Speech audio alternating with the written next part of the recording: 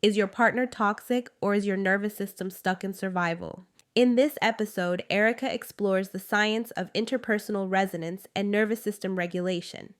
You'll learn why conflict often has more to do with biology than bad intentions, and how regulation creates clarity in relationships. Sets. Welcome to The Regulated Life, where we explore the biology of love, the science of safety, and the path from survival to connection.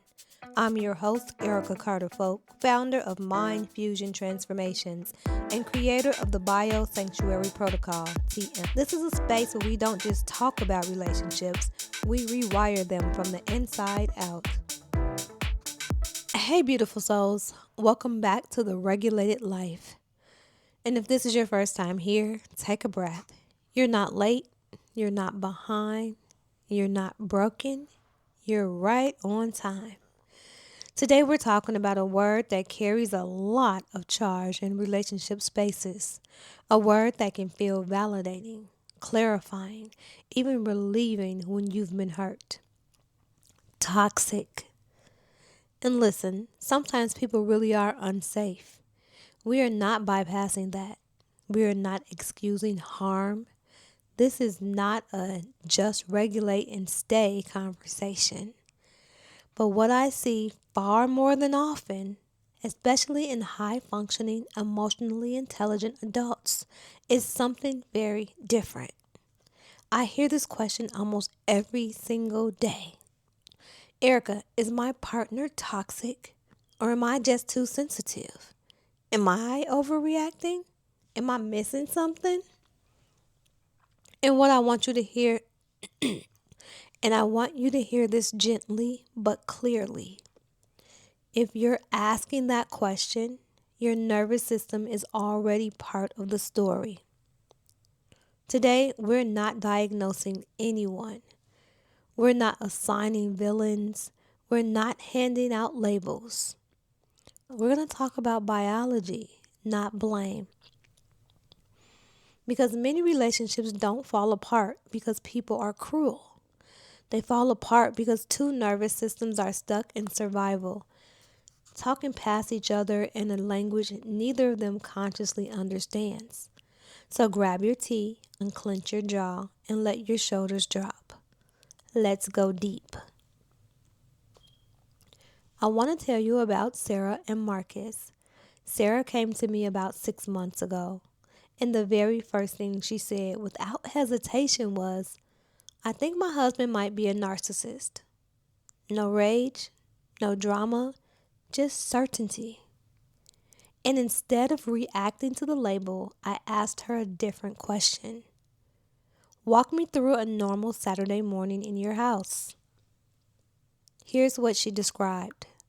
Sarah wakes up around 7 a.m.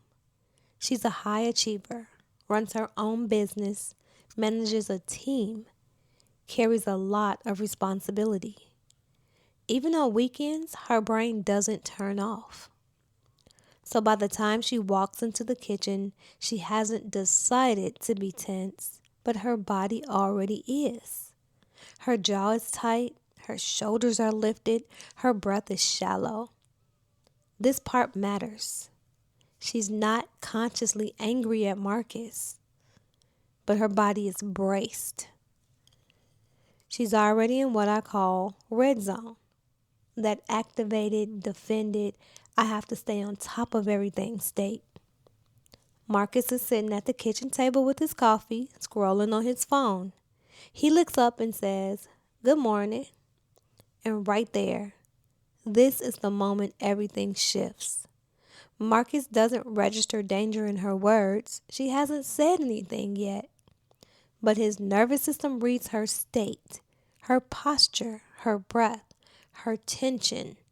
And his body makes a decision before he ever thinks. Not safe. So he does what his nervous system learned a long time ago that keeps him safe. He goes quiet. He pulls back. He stays on his phone. To Sarah's nervous system, shaped by a childhood where silence meant punishment, rejection, or you did something wrong, this feels catastrophic. Her system doesn't think, oh, he needs space. It thinks, I'm about to be abandoned. So she pursues. What's wrong? Are you mad? I can tell something's off. The more she reaches, the deeper he retreats. The deeper he retreats, the louder her nervous system gets. And before either of them realizes what's happening, they're in a full-blown argument about nothing and everything. About how he never talks. About how she always needs something. About all the old wounds neither of them chose, but both of them are living inside of. When Sarah finished telling me this, she said, see, that's stonewalling. That's emotional unavailability. That's toxic, right? And I said something that stopped her cold. What if he's not toxic? What if he's terrified? Because what I saw wasn't manipulation. It wasn't control. It wasn't malice. It was two nervous systems in survival accidentally confirming each other's deepest fears. And that is interpersonal resonance. I want to pause with you here, not intellectually, physically. As you listen to that story, what did your body do? Did your chest tighten? Did your jaw clench? Did you recognize yourself in Sarah or Marcus? Most people don't listen to relationship stories calmly. They listen while their nervous system is scanning for proof. Proof that they're right.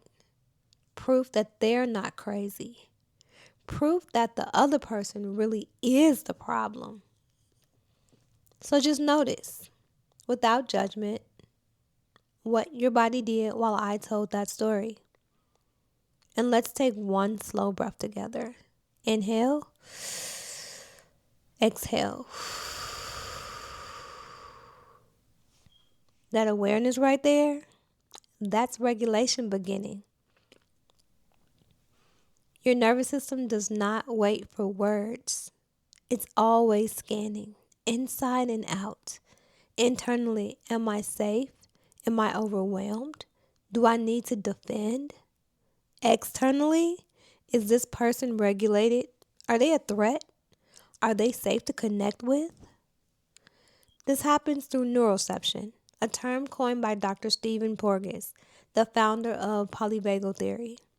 Neuroception is your body's unconscious threat detection system. It reads things like breath speed, muscle tension, pupil dilation, facial microexpressions, vocal tone, and rhythm, all before your conscious mind ever weighs in. So when Sarah walks into the kitchen activated, even silently, Marcus's nervous system feels it, and his body responds before thought. This isn't personality, it's conditioning. Two tuning forks placed near each other will vibrate at the same frequency. So will two nervous systems. This is why you can walk into a room fine and leave in a fight. Nothing happened, but everything happened biologically. Most of us were taught to fix communication. Very few of us were taught to regulate our bodies first. Let's talk about why the toxic label feels so damn good. Because it does. Calling someone toxic gives your nervous system certainty. It gives your pain a name. It gives your system a villain. And villains feel safer than ambiguity. Ambiguity requires regulation. And most of us were never taught how to regulate, only how to survive. So if you've ever clung to that label, I'm not judging you. I'm honoring the part of you that needed clarity to feel safe. But here's the part no one tells you. Once your nervous system locks onto a villain, it stops looking for solutions. It stays braced. It stays armed. It stays loud.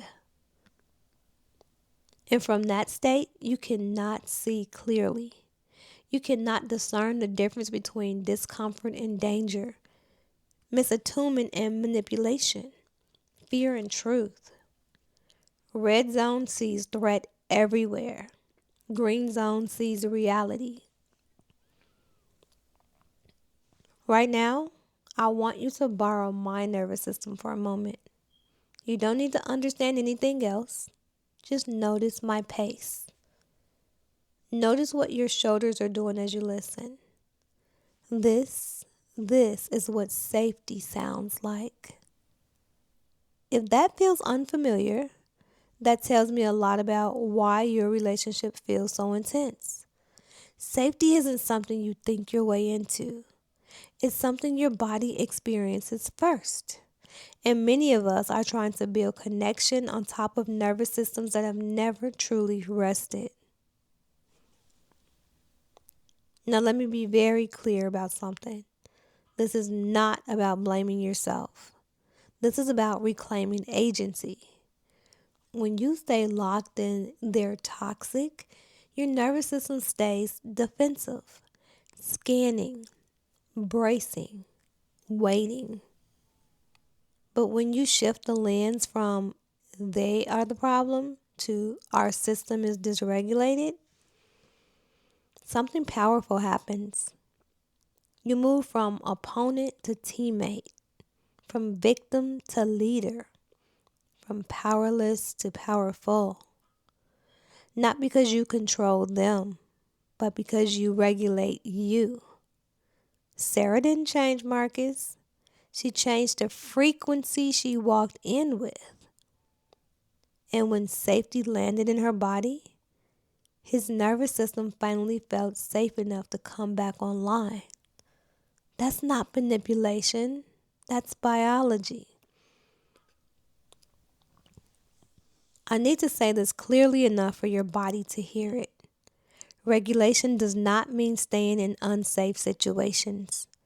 Regulation does not mean tolerating abuse. Regulation does not mean self-abandonment. Regulation gives you clarity before decision. You cannot accurately assess safety from a dysregulated nervous system. Green zone doesn't make you stay. Green zone lets you see, and you deserve to see the truth.